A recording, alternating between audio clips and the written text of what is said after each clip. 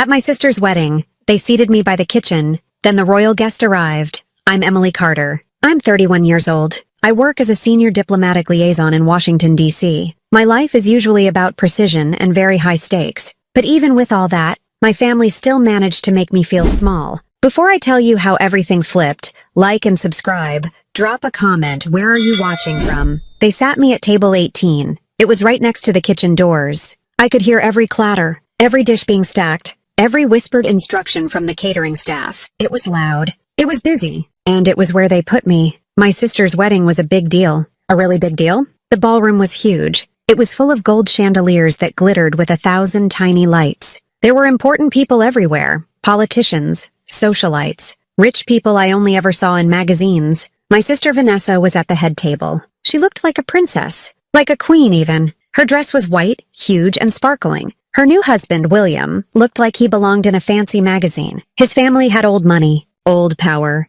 old names. Everything about it screamed important, and I was hidden. They put me behind a tall floral screen. It was meant to be pretty, I guess, but all it did was make me feel more invisible, like an afterthought. My view of Vanessa was mostly blocked. I could only see parts of her sometimes. When she moved, when someone shifted, I got a clearer view of the kitchen staff entrance than I did of my own sister getting married. Vanessa had called me a few weeks before. She was going over the seating chart. Her voice was always a little high-pitched when she was stressed, or when she was pretending not to be stressed. "Emily," she'd said, a fake sweetness in her voice. "We're just having a little trouble fitting everyone. You know how it is. So many important people." I listened. I always listened. "We've put you at table 18. It's a nice table. Very cozy. Cozy. That's what she called it. It's just logistics, Emily," she'd added quickly, before I could say anything. "You know, traffic flow, proximity to the restrooms. Just practical stuff, but I knew better. I always knew better when it came to Vanessa. And when it came to my family,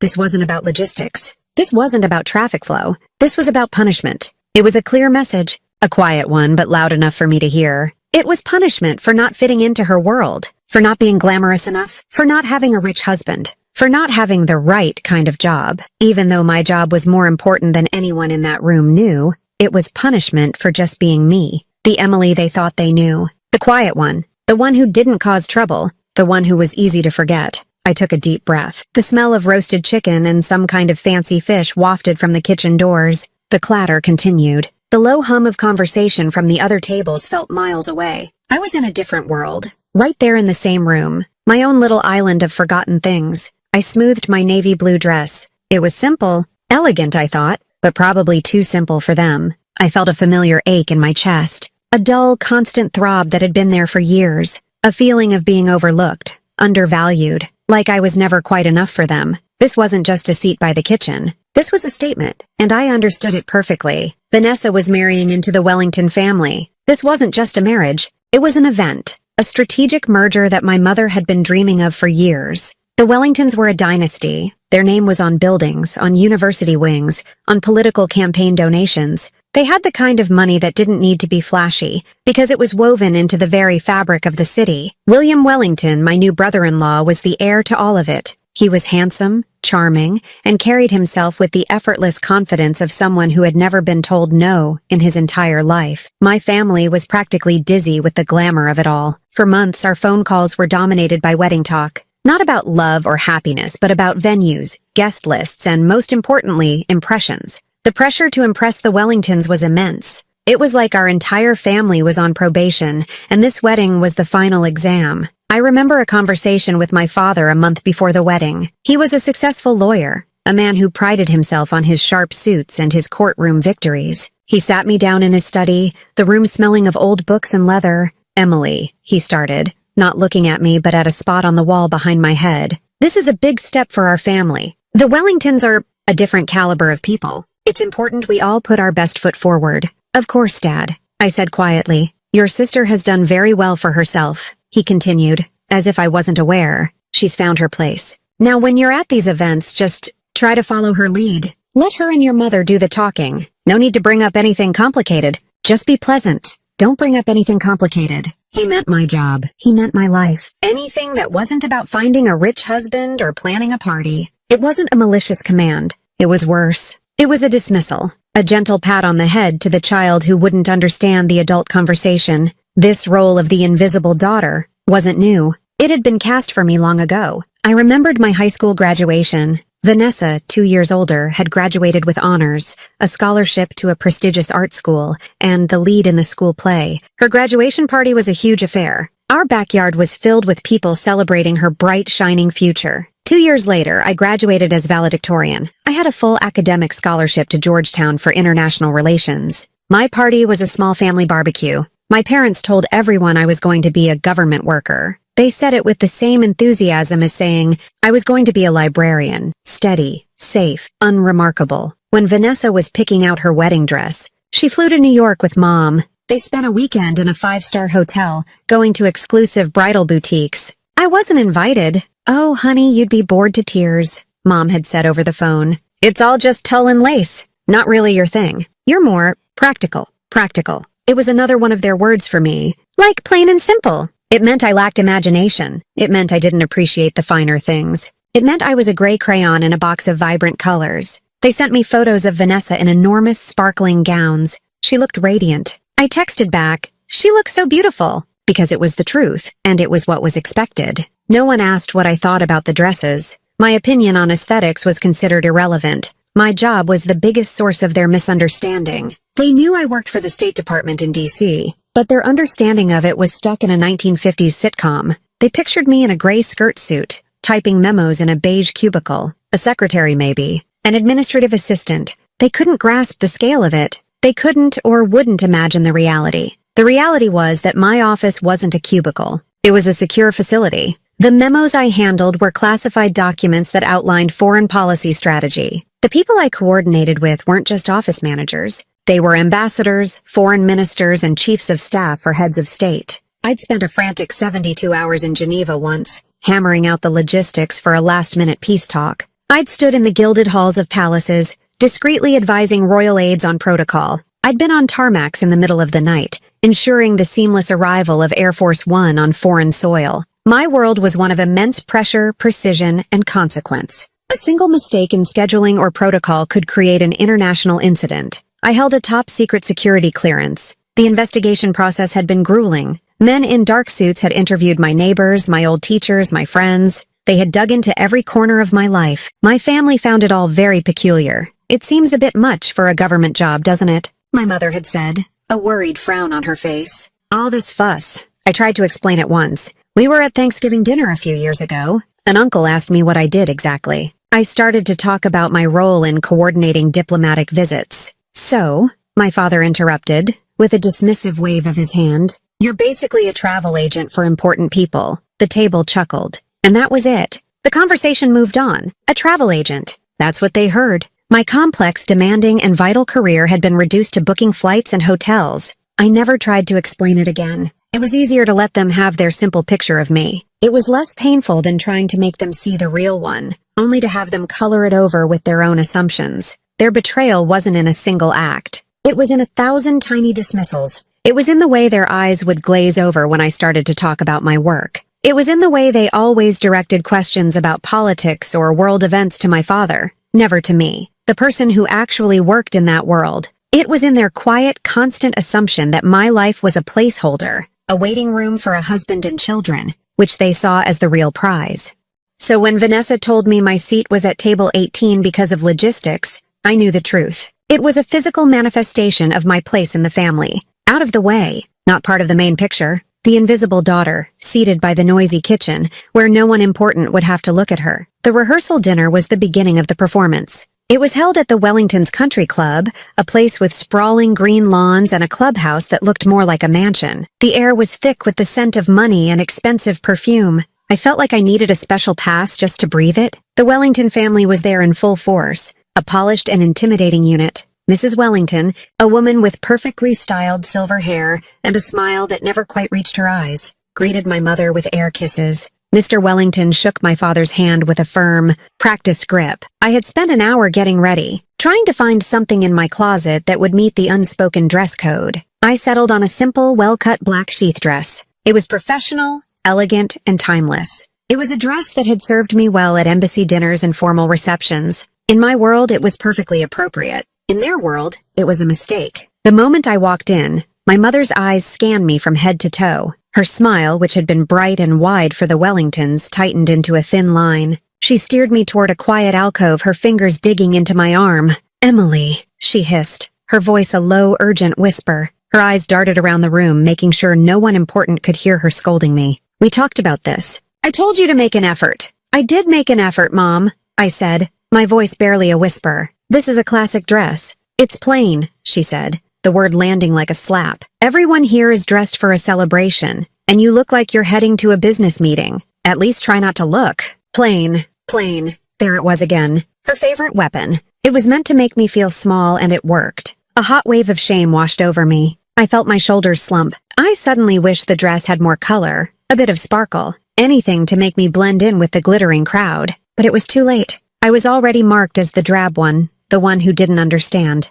My cousin Jennifer, who was one of Vanessa's bridesmaids, made sure to twist the knife. She glided over, her dress a vibrant splash of fuchsia, her smile wide and predatory. She looked me up and down, a theatrical gasp escaping her lips. "Oh, Emily! Look at you!" she exclaimed, her voice loud enough to draw the attention of a few nearby guests. They turned, their eyes flicking over my simple black dress, then back to Jennifer's knowing smirk. "You're so brave wearing something so modest." Her words dripped with false admiration. It was a performance for the small audience she had gathered. Brave was her code for out of place. Modest was her code for boring. She was painting me as a pitiable, clueless creature who didn't know the rules of their sophisticated game. The onlookers gave me fleeting, sympathetic smiles before turning away, the judgment already passed. I just stood there, a polite, fixed smile on my face. It was the smile I had perfected over years of these small, public humiliations. It was my armor. Inside, I was crumbling.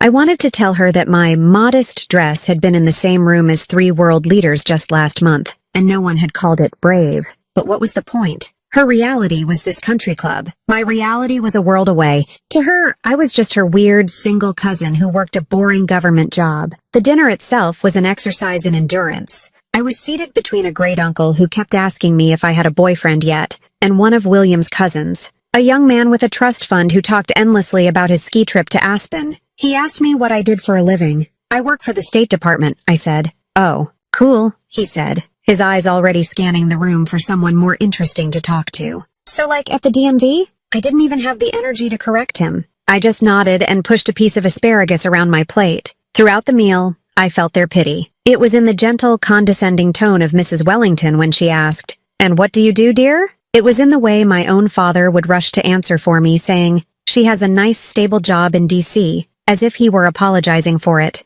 It was in the sad smiles from relatives who saw my single status at 31 as a personal tragedy. I remembered a family Christmas from years ago. Vanessa had just gotten engaged to William. Her gift from our parents was a down payment on a condo. It was announced with great fanfare. My gift was a high-end blender. "For when you finally get your own place and have someone to cook for," my mother had said with a wink. The implication was clear. Vanessa's life was starting, while mine was still on hold, waiting for a man to complete it. The blender sat in its box in my apartment, a monument to their limited expectations for me. At the rehearsal dinner, Vanessa finally came over to me. She looked breathtaking in a white cocktail dress, but her expression was stressed. "Hey," she said, not meeting my eyes. Jennifer told me what she said. "Just ignore her, okay? Don't make a scene." She wasn't defending me. She was managing me. She was worried I would react, that I would embarrass her in front of her new, perfect family. She wasn't my sister in that moment. She was a public relations manager handling a potential problem.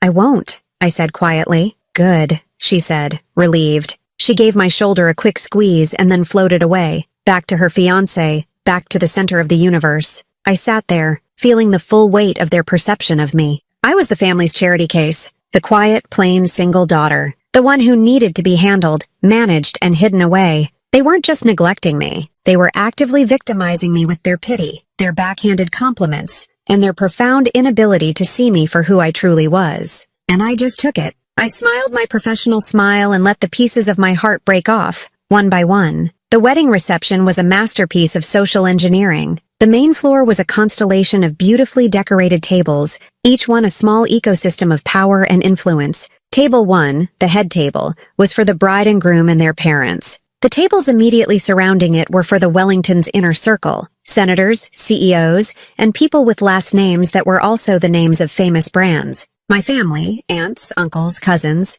were seated a bit further out, still in the glow of the main event, but clearly in a supporting role. And then there was table 18, my table. It wasn't just by the kitchen. It was in a different zip code, tucked into a far corner, partially obscured by a large potted fern and a decorative screen. It was the land of misfit toys. I sat down and surveyed my fellow outcasts. There was my great-aunt Carol, who was in her late 80s and had already asked me 3 times if I was Vanessa. There were 2 distant cousins from my dad's side, a painfully shy couple who seemed to be communicating entirely through nervous glances. And there was a young man I didn't recognize, who introduced himself as a 3rd cousin of William's, a student at a local community college. He seemed just as bewildered to be there as I was. We were the seating chart's loose ends, neatly tied up and tucked away. The celebration began, and the feeling of isolation became a physical thing. The music from the live band reached us as a muffled throb, the bass line vibrating through the floor but the melody lost in the distance. The laughter from the main tables sounded like the roar of a faraway ocean. Waiters using the path next to our table as a main thoroughfare constantly rushed past, their faces set in grim concentration. The swinging kitchen doors provided a percussive soundtrack of clanging plates and shouted orders, a constant reminder of the machinery working behind the beautiful facade. A cold draft washed over us every time the doors opened, carrying the scent of dish soap and hot grease. I tried to make conversation. I asked Aunt Carol about her garden. She told me about her prize-winning roses for 10 minutes before asking again if I was the one getting married. The shy cousins offered one-word answers to my questions. The student cousin was busy texting under the table. The silence at our table was a stark contrast to the vibrant energy filling the rest of the room. We were spectators, not participants. The toasts began, and I felt a knot tighten in my stomach. I watched my father stand up, his chest puffed out with pride. He spoke eloquently about Vanessa, his shining star, his beautiful, brilliant daughter. He told a funny story about her as a child, and the room erupted in warm laughter. He welcomed William into the family, calling him the son he never had. His gaze swept across the room, but it passed right over my corner, as if it were empty space. He never mentioned his other daughter, not once. I sat perfectly still, my hands clenched in my lap, my face a mask of polite interest. Inside, it felt like a door had been quietly shut on me. I let my mind drift, playing the painful what-if game. I watched my mother chatting animatedly with Mrs. Wellington, their heads close together, sharing a laugh. They looked like old friends, like they belonged to the same exclusive club. I imagined the life they were all a part of, a life of weekend trips to the Hamptons, charity balls, and effortless influence, a life where I had no place. At one point, I got up to use the restroom, navigating the maze of tables. I passed a table where my cousin Jennifer was holding court with our other cousins. They were laughing hysterically at a story she was telling. As I walked past, Jennifer saw me. Her smile faltered for a second. "Oh, hey, Emily," she said, her tone flat. "Hi, everyone," I said, trying to sound cheerful. They all murmured hello, their eyes flicking away from me, eager to get back to their conversation. No one asked me to join them. No one made space for me. It was a clear, unspoken signal. You are not part of this circle. I walked away, the sound of their renewed laughter following me like a cold shadow. It was a small thing, a tiny interaction, but it felt like 1,000 paper cuts. It was the active rejection that hurt so much more than the passive neglect of the seating chart. The experience reminded me of a work event I had attended just a few months earlier. It was a gala at the French embassy. The ambassador himself had greeted me at the door. I had spent the evening in conversation with diplomats and attachés,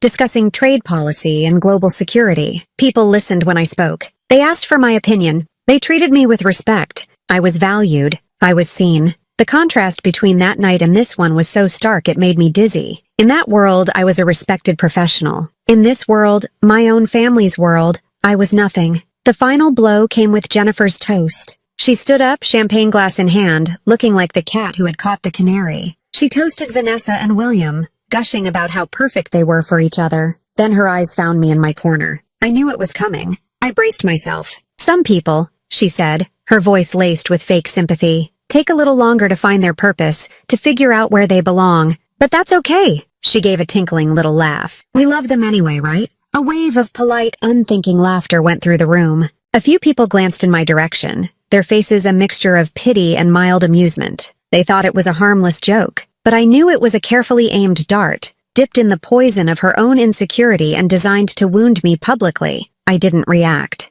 I took a slow, deliberate sip of my water, my throat tight. I held my head high and stared straight ahead, focusing on a floral arrangement on a distant table. I would not give her the satisfaction of seeing me cry. I would not let them see they had broken me. But beneath the calm exterior, the isolation was complete. I was adrift on a lonely island, in a sea of my own family, and the water was rising. The wedding cake was cut. The first dance was danced. The party had moved into a phase of loud music and energetic dancing. From my vantage point at table 18, it was a swirling vortex of expensive dresses and dark suits. I felt a profound weariness settle over me, a soul-deep exhaustion that had nothing to do with lack of sleep. I had smiled until my face ached. I had endured the pity and the insults. I had been made to feel utterly and completely alone. I was done. I decided I would leave. I wouldn't make a big announcement. I would just slip out. A ghost leaving a party she was never really invited to. No one would even notice I was gone until the next morning, if even then.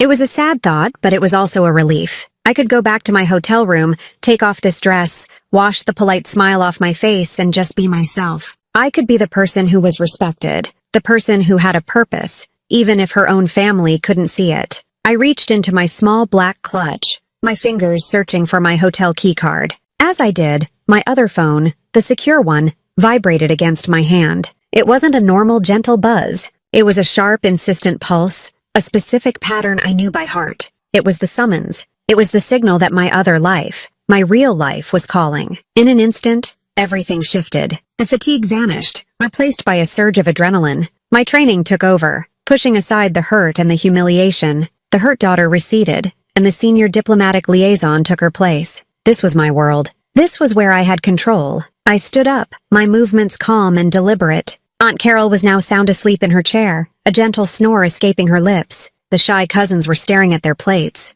No one noticed me leave the table. I walked away from the noise of the kitchen, finding a relatively quiet spot in a wide hallway that led to the restrooms. It was dimly lit, away from the main flow of guests. I took the phone out of my clutch. The screen was dark, showing only the secure, encrypted icon. I answered it, holding it close to my ear. "Carter," I said, my voice low and steady. "Ms. Carter," the voice on the other end replied. It was Mark, one of the best agents on my team. His voice was a familiar island of calm professionalism. "Apologies for the intrusion. Your guest is 10 minutes out. ED is now 7 minutes. Traffic is clear." My heart gave a single hard thump against my ribs. My guest, Her Royal Highness Princess Amara of Kenyatta. She was actually coming. A memory flashed in my mind. 3 months ago, I was in a tense 3-day negotiation in Brussels. The trade deal was falling apart. Princess Amara, representing her country, was frustrated and ready to walk away. I found a small, overlooked clause in the treaty, a protocol from a century ago that gave her the leverage she needed. It was a long shot, but it worked. The deal was saved. Later that evening, she had found me in the hotel lobby. "Emily," she had said, her usually formal demeanor replaced by genuine warmth. "You did more for my country in 3 hours than my last 3 ministers did in 3 years. I am in your debt." "It's my job, Your Highness," I'd replied. "Nonsense," she'd insisted. "If you ever need anything, you ask. I mean it." On a whim, feeling disconnected from my own family drama unfolding back home over wedding plans, I had said, "Well, my sister is getting married in a few months. It would be an honor if you could come." I said it as a half joke, a fantasy. I never ever thought she would say yes, but she had smiled, a brilliant, genuine smile. "Send me the details. I would not miss it." And now she was 7 minutes away? "Understood," I said to Mark, my mind snapping back to the present. "Confirmed arrival time. Standard protocol. No announcements. I'll meet them at the entrance." "Copy that. Ms. Carter, her security team is already in position on the perimeter," Mark confirmed. "Thank you." "Mark." I ended the call and slipped the phone back into my clutch. My breaking point had arrived, but it wasn't one of tears or despair. It was a moment of absolute clarity. For the last 48 hours, I had allowed these people to define me. I had allowed their narrow, petty world to shrink mine. No more. I walked back towards the ballroom, my posture different. My head was held high. My steps were purposeful. I wasn't a guest anymore. I was on duty. I spotted the venue coordinator, a stressed-looking man named David, directing staff near the main entrance. I intercepted him, my approach direct but not aggressive. "David," I said, my voice calm but carrying an authority that made him stop and turn his full attention to me. "Yes, ma'am? Is everything all right?" he asked, his eyes already darting around the room. "In approximately 5 minutes, a motorcade will arrive," I began, keeping my voice low. "It will include a security detail. They will be escorting a high-profile international guest. He frowned, confused. Ma'am, I don't have anyone like that on my list. All the VIPs are accounted for. He gestured vaguely toward the front tables. We weren't informed. You weren't informed because this is a private visit, I cut in smoothly, not allowing him to argue. Your security should stand down and allow the incoming detail to do their job. They will be discreet. There is to be no announcement. No fanfare. You will simply ensure the path from the entrance is clear. Am I understood? He stared at me, his mouth slightly open. For the first time, he was really looking at me, not as the forgotten guest from table 18, but as someone who was clearly in command. The professional diplomat had taken over, and my voice carried the weight of countless high-stakes situations. But, who is it? He stammered. Who are you? A small, genuine smile touched my lips. The pain and humiliation of the evening seemed to melt away, replaced by a quiet, thrilling sense of anticipation. The power dynamic of the entire event was about to be turned upside down. You'll see, I told him. I turned from him and walked back toward my lonely table in the corner. The clatter from the kitchen, the muffled music, the distant laughter, it was all just background noise now. I looked across the room at my family. My mother, laughing with Mrs. Wellington. My father, talking politics with a congressman. My sister, the beautiful princess of the ball. They were all so happy in their perfect little world. They had no idea it was about to be visited by actual royalty, and they had no idea that their invisible daughter, the one they had hidden by the kitchen, was the one who held the key. I walked back to my table with a composure I didn't know I possessed. The 5 minutes before her arrival felt like the longest 5 minutes of my life. I sat down in my designated chair, the one by the clattering kitchen doors, and simply waited. My heart was a steady, heavy drum against my ribs. It wasn't a heart beating with fear or anxiety, but with the rhythmic certainty of a clock tower, counting down to a moment that would change everything. I folded my hands in my lap and watched the room. It was like seeing it all for the first time, not as a wounded participant, but as a strategic observer. I saw my mother, her head tilted just so, laughing at something Mr. Wellington said. She was performing. She was playing the part of the proud mother-in-law to a powerful family, and she was playing it well. My father was locked in a conversation with a local congressman, gesturing with his wine glass, looking important. And Vanessa, she was on the dance floor with William, her head on his shoulder, a look of pure, unadulterated bliss on her face. She was the sun, and everyone else was a planet revolving around her. They were all so perfectly in their element, so secure in their roles and in the social order of the room. A strange sadness washed over me. They had no idea. Then I saw the first sign. Through the grand ballroom windows, I saw the sweep of headlights. One set, then two, then a third. They were sleek, black, and moved with a synchronized precision that was anything but ordinary. A few guests near the windows paused their conversations. Their curiosity piqued. The venue coordinator, David, was standing near the entrance, wringing his hands. He saw the lights too, and his face went pale. He gave me a single, panicked look across the expanse of the room. I gave him a small, almost imperceptible nod. It was time. The music, a loud pop song the band was playing, seemed to falter. The lead singer must have seen the commotion outside. The volume dipped, the beat stuttering for a moment before fading out into an awkward silence. The low hum of 100 private conversations died down, replaced by a wave of confused murmuring. Heads began to turn towards the entrance. What was happening? Was there an emergency? The first to enter were two men. They were not dressed like wedding guests. They wore dark, impeccably tailored suits with earpieces that were just barely visible. Their eyes scanned the room with a calm, sweeping efficiency that was unnerving. They took up positions on either side of the grand doorway, their posture still but radiating an intense energy. They were Secret Service, or, more accurately, the Royal Protection Squad. I knew their detail leader, a good man named Alistair. The room was now almost completely silent. A fork clattered against a plate somewhere, the sound echoing in the stillness. My father stopped his conversation, a frown of irritation on his face. My mother looked over, confused by the interruption. Vanessa and William had stopped dancing and were staring at the entrance like everyone else. A sleek black Rolls-Royce had pulled up to the curb, its engine a barely audible purr. A driver in a crisp uniform got out and opened the rear passenger door. For a moment, nothing happened. The suspense in the room was a tangible thing, thick and heavy. Then, she stepped out. Her Royal Highness Princess Amara of Kenyatta moved with a grace that seemed to defy the laws of physics. She wasn't just walking, she was gliding. She wore a gown of deep emerald green silk that shimmered under the ballroom lights. It was elegant, simple, and yet it made every other dress in the room look like a cheap imitation. A delicate diamond tiara was nestled in her dark, upswept hair, catching the light and scattering it in 1,000 tiny, brilliant specks. She was beauty, yes, but more than that, she was power. It was in the calm authority of her gaze, the set of her shoulders, the unhurried pace of her movements. This was a woman who was used to commanding entire rooms, entire nations, without ever raising her voice. A collective gasp went through the ballroom. Whispers erupted, spreading like fire. Who is that? Is she a celebrity? Look at that tiara. Is it real? She must be a friend of the Wellingtons. I watched Mr. and Mrs. Wellington. Their faces were a mask of utter confusion. They were the hosts of this power gathering, and they clearly had no idea who this impossibly regal woman was. They exchanged a look of barely concealed panic. This was an unscheduled variable, and the Wellingtons did not like variables. My own family was just as stunned. My father was squinting, as if trying to place her from a news report. My mother's hand was at her throat, her eyes wide. I saw Vanessa whisper something to William, who just shook his head, his face blank with shock. Princess Amara paused for a moment at the entrance, her eyes sweeping across the room. She was not looking for the head table. She was not looking for the most important people. Her eyes moved past the politicians, past the CEOs, past the Wellingtons, past my own parents. Her gaze scanned the room, and then it found me. It found me at table 18, in the corner, by the kitchen, and she smiled. A genuine, warm, brilliant smile that transformed her regal face into one of pure, unadulterated friendship. The room froze. Everyone followed her line of sight. 100 pairs of eyes, 100 confused expressions, all landed on the forgotten corner of the room. They landed on the floral screen. They landed on the clattering kitchen doors.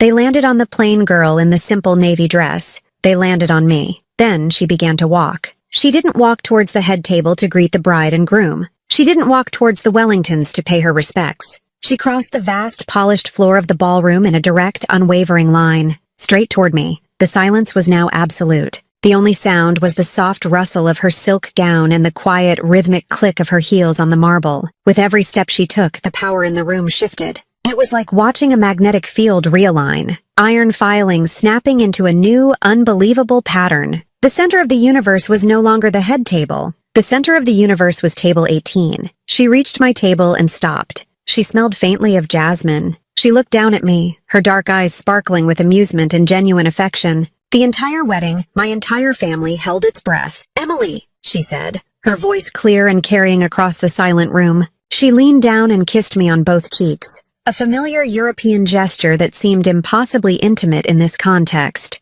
"You didn't think I'd miss your sister's wedding, did you?" The world seemed to stop for a second. The sound of Princess Amara's voice, so warm and familiar to me, echoed in the dead silence of the ballroom. My name, Emily, spoken with such affection by this impossibly elegant woman, hung in the air like a question everyone was desperately trying to answer. I stood up, my movements feeling slow and deliberate, as if I were moving through water. "Your Highness," I said, my voice quiet but steady. "I'm so honored you could make it. I know how demanding your schedule is." "Nonsense." She waved a hand dismissively, though her smile remained. "I wouldn't have missed it for the world. I promised you, didn't I?" Her eyes scanned our little table of outcasts. She gave a polite, regal nod to my sleeping great-aunt Carol and the bewildered-looking cousins. Then she looked at the empty chair beside me, the one that had remained vacant all night. It was a simple banquet hall chair, no different from any other. But in that moment, it looked like a throne waiting to be claimed. Without a word, one of her security detail materialized beside her, pulling the chair out. Princess Amara sat down, right there, at table 18, next to me, by the kitchen. If the room had been silent before, it was now a vacuum. The shock was so profound it was almost comical. I could feel hundreds of eyes burning into the back of my head. I could practically hear the gears grinding in people's minds as they tried to process what was happening. A princess, a real honest-to-God princess, was sitting at the worst table in the room, next to the invisible daughter no one had paid attention to all night. Princess Amara smoothed her emerald gown, seemingly oblivious to the seismic shockwave she had just sent through the room. She looked past me, toward the swinging doors of the kitchen, which at that very moment clattered open as a flustered busboy rushed out. She leaned in toward me, a mischievous twinkle in her eye, and said in a low, conspiratorial whisper, "The view of the kitchen is quite charming. So much action, I couldn't help it." A small, genuine laugh escaped my lips. It was the first real, happy sound I had made all night. Then she straightened up. She raised her voice slightly, just enough for the surrounding tables, and certainly the head table,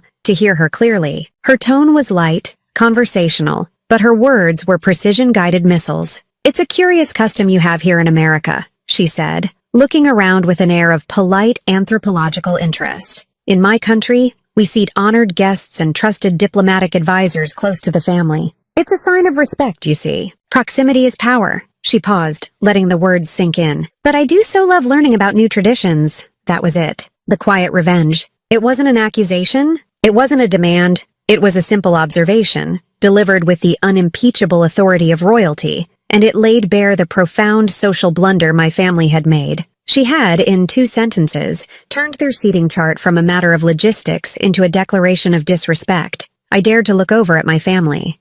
My mother's smile was gone. It had not just faded, it had collapsed. Her face was a mask of pale, horrified shock. Her mouth was slightly open, and her eyes were fixed on the princess, then on me, then back again. I could see the frantic calculations happening behind her eyes as she tried to understand a situation that was completely outside her realm of experience. My father had gone rigid. His face, usually ruddy and confident, was ashen. He was staring at me, really staring at me, for the first time all night. The look in his eyes wasn't anger. It was something far more devastating, utter bottomless confusion. He looked like a man who had just discovered the world was not flat. William, the handsome groom, had gone pale. He kept glancing at his own father, who looked furious. This was not part of the plan. This was a disruption to the perfect, controlled event they had orchestrated. A princess was supposed to be at their table, a jewel in their social crown. She was not supposed to be sitting in the corner with the boring sister-in-law and Vanessa. My sister looked like she had seen a ghost.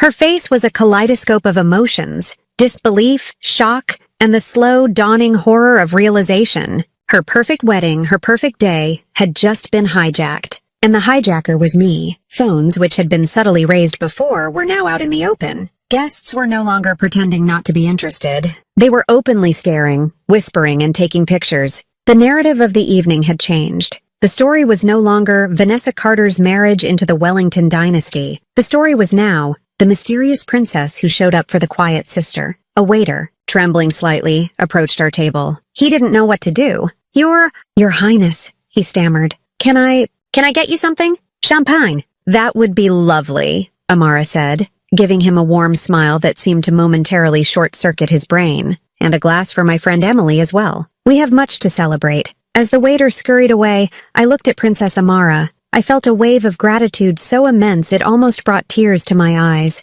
She had done more for me in 10 minutes than my family had done in a lifetime. She had not just seen me, she had made everyone else see me too. She caught my eye and gave me a tiny, almost imperceptible wink. In that moment, sitting at the worst table in the room, I had never felt more powerful. The seat hadn't changed, but by her sitting in it, everything else had. The kitchen doors could have been the gates to a palace. The floral screen could have been a royal tapestry. For the first time, I wasn't an outcast in a borrowed world. I was exactly where I was supposed to be, and the rest of the world was finally catching up. The spell of silence couldn't last forever. It was broken by the slow, deliberate footsteps of Mr. Wellington Sr. He was a man accustomed to being the gravitational center of any room, and he was now walking toward a new center of power, a look of grim determination on his face. He was flanked by my father, who looked like he was being marched to his own execution. They approached table 18 as if it were a foreign territory, their movements stiff and uncertain. "Your Highness," Mr. Wellington began, his voice a low rumble. He executed a short, awkward bow that was clearly unrehearsed. "I am Charles Wellington. On behalf of both our families, I must apologize. There has been a terrible misunderstanding with the seating arrangements." My father just stood beside him, nodding dumbly, his face blotchy and red. He opened his mouth as if to speak, but no words came out. Princess Amara looked up at them, her expression one of polite curiosity. She did not stand. She did not invite them to sit. She held all the power and she knew it. "Misunderstanding?" she repeated, her voice as smooth as silk. "I don't think so. I am exactly where I intended to be, with my dear friend Emily." She placed a hand gently on my arm. The simple gesture was an anchor, a public declaration of allegiance. Mr. Wellington's eyes flickered down to her hand, then back up to my face. The confusion in his eyes was slowly being replaced by a dawning, horrified respect. He was a man who understood power, and he was starting to understand that he had made a catastrophic miscalculation about the quiet woman in the navy dress. "Your friend?" My father finally managed to choke out, the words sounding foreign and strange. He looked at me as if I were a complete stranger, as if I had sprouted wings. "Of course. Amara said, her gaze turning to him. Her smile was gone now, replaced by a cool, appraising look. Surely you know what your own daughter does. The vital work she performs? My father faltered. Well, yes, of course, she has a very important government job, he mumbled, the words sounding hollow and rehearsed. We've always been very proud. We respect her privacy. She's very modest about her accomplishments. It was a pathetic attempt to save face, and Princess Amara saw right through it. She tilted her head, her eyes sharp and intelligent. Modest, perhaps? Or perhaps she is just accustomed to not being asked. The words landed like a physical blow. My father visibly flinched. Amara then turned her attention to the room at large, which was still hanging on her every word. She raised her voice just enough to carry, her tone changing from conversational to declarative. For those of you who are unaware, she began, Emily Carter is not just a government worker. She runs the entire diplomatic coordination for visiting heads of state for the U.S. State Department. A wave of murmurs rippled through the ballroom. I could see people turning to each other, their eyebrows raised in surprise. She is the woman who ensures that the delicate dance of international relations runs smoothly, Amara continued, her voice gaining strength. When your leaders meet, when treaties are negotiated, when global crises are averted, it is often because of the silent, tireless work of people like Emily. She has been instrumental in multiple global negotiations. There was a critical energy treaty in Geneva that was about to collapse, threatening stability in my entire region. It was Emily, working for 36 hours straight, who found the solution. I trust her judgment more than I trust most of my own ministers. My mother, who had been slowly making her way over, froze in place. Her wine glass slipped from her trembling fingers and shattered on the marble floor. The sound was unnaturally loud in the quiet room. No one moved to clean it up. She just stared, her face a mess of shame and disbelief. The exposure was absolute. The simple, plain picture they had painted of me was being publicly, systematically, and completely erased. In its place was a portrait of a woman of substance, of importance, of global consequence. And it was being painted by a princess. Finally, Vanessa arrived. She pushed her way through the small crowd that had gathered, her white dress looking like a surrender flag. William was right behind her, his face grim. She stopped in front of me, her eyes wide and pleading. Emily, she whispered, her voice cracking. I had no idea. She looked from me to the princess and back again. You never told us. You never told us any of this. It was the ultimate accusation, the final attempt to shift the blame. You hid this from us. I looked at my sister, the princess of the ball, the center of my family's universe. And for the first time, I didn't feel anger or resentment. I just felt a deep, profound sadness for what we had lost, for what we never had. I kept my voice soft, so only she could hear it. But the words were the heaviest I had ever spoken. You never asked, I replied. The truth of it hit her. It was so simple, so undeniable. Her face crumpled. Her perfect makeup couldn't hide the raw guilt that was now plain for everyone to see. She hadn't asked. My father hadn't asked. My mother hadn't asked. They were so busy building their own version of me, the quiet, unremarkable one, that they never bothered to look at the real thing. The shift in the room was complete. I was no longer the outcast. I was the enigma. My cousin Jennifer was staring at her shoes, her face bright red. The Wellingtons were in damage control mode, trying to whisper apologies. And my family was broken, their comfortable illusions shattered on the ballroom floor right next to my mother's wine glass. The truth was out, and I hadn't had to say a thing. The air in the ballroom had become thick and suffocating. The party was still technically happening. The band had started playing a soft, uncertain melody, but the energy was gone. The atmosphere was charged with whispers, stares, and the palpable awkwardness of a social order that had been turned completely upside down. Every eye in the room seemed to be on me, trying to reconcile the woman they had ignored all night with the one a princess called her trusted friend. Princess Amara must have sensed my discomfort. She leaned over and whispered, "It's a beautiful evening. Shall we get some fresh air?" I nodded, grateful for the escape. "Yes, please." She stood, and the room seemed to hold its breath again. She gave a polite, dismissive nod to the stunned Wellingtons and my shell-shocked parents. "If you'll excuse us," she said, her tone leaving no room for argument. She placed a light hand on the small of my back, and together, we walked away from table 18. We moved through the crowd of onlookers like a ship parting the sea. No one spoke to us. No one dared to get in our way. We walked through a set of French doors and out onto a wide stone terrace that overlooked the country club's manicured gardens.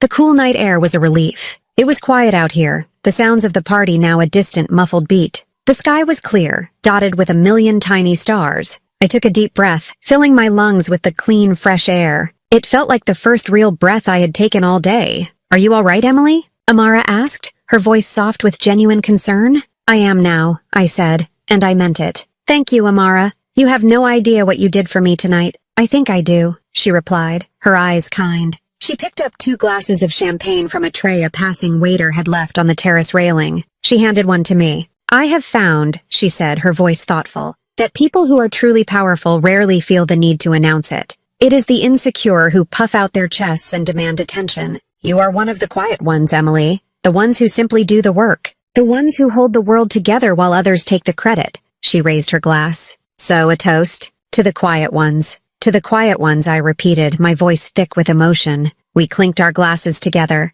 the delicate crystal sound a perfect counterpoint to the chaos inside. We stood there for a while in comfortable silence, sipping our champagne and looking out at the dark gardens. The wind felt clean. For the first time in years, maybe my entire life, my heart felt light. The weight of their expectations, their judgments, their pity, it was all gone. It hadn't been lifted by their approval, which I still didn't have. It had been lifted by the realization that I didn't need it. I had never needed it. My worth wasn't something they could grant or take away. It was inherent. It was mine. The peace was broken by the sound of the French doors sliding open. It was Vanessa. Her eyes were red and puffy from crying, and her perfect white dress looked rumpled. She saw me and rushed over, her movements frantic. Emily, she sobbed, her voice thick and desperate. Emily, I am so sorry. She tried to grab my hands, but I kept them wrapped around my champagne glass. Princess Amara, with the exquisite discretion of a true diplomat, took a step back, giving us the illusion of privacy while remaining a silent,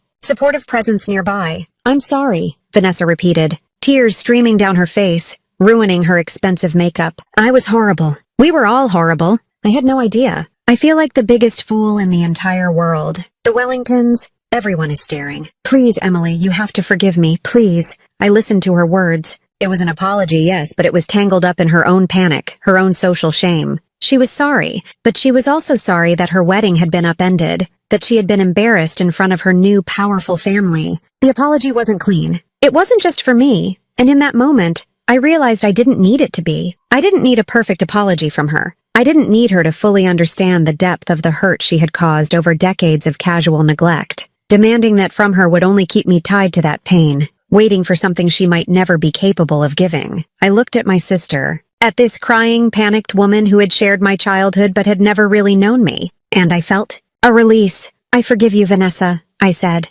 and my voice was calm and clear. The words were true. I forgave her for my own sake. I was letting go of the anger, the resentment, the years of accumulated hurt. I was setting myself free. A look of immense relief washed over her face. Oh, thank you, Emily. Thank you. We can fix this. I'll move your seat. I'll have Dad make an announcement. No, I interrupted gently but firmly. The forgiveness was one thing. The future was another. The forgiving part is for me, Vanessa. It's so I don't have to carry this anymore. But there's something you need to understand. I took a deep breath, holding her gaze. This was the most important part. I will love you because you are my sister, I said. But I won't ever sit at a table where I'm treated like a burden again. I will not make myself small to make others comfortable. That part of my life is over. I was setting a boundary. Not a wall, but a clear, healthy line. It wasn't a threat. It wasn't an ultimatum. It was a simple statement of my own value. She stared at me, her mouth opening and closing, but no words came out. She didn't understand. Not really. But she would eventually. Or she wouldn't. It didn't matter. What mattered was that I understood. I finished my champagne and placed the empty glass on the railing.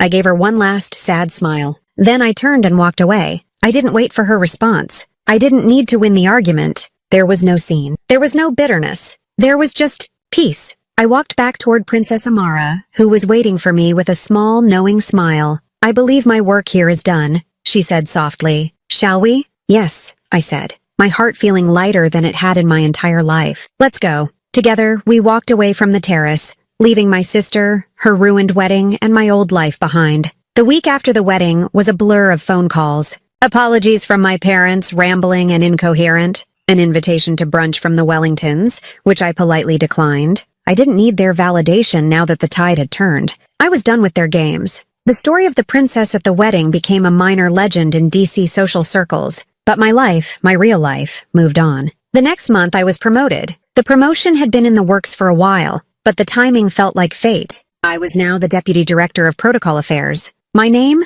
Emily Carter, started appearing on official government briefings and diplomatic dispatches. The Wellington name, once so important and imposing, seemed to fade from the headlines. Their power was built on guest lists and appearances. Mine was built on something real. A few months later, I agreed to be part of a feature on women in diplomacy. During the interview, the journalist asked me about a rumor she'd heard, about a family wedding and a royal guest. I just smiled. "They seated me by the kitchen," I said, the memory no longer holding any pain, only irony. Turns out, the best seat in the room was my own. If you've ever been underestimated, if you've ever been made to feel small by the very people who should have built you up, drop your city in the comments. Like this video, and subscribe for more stories where silence finally turns into strength, because sometimes dignity is the loudest revenge.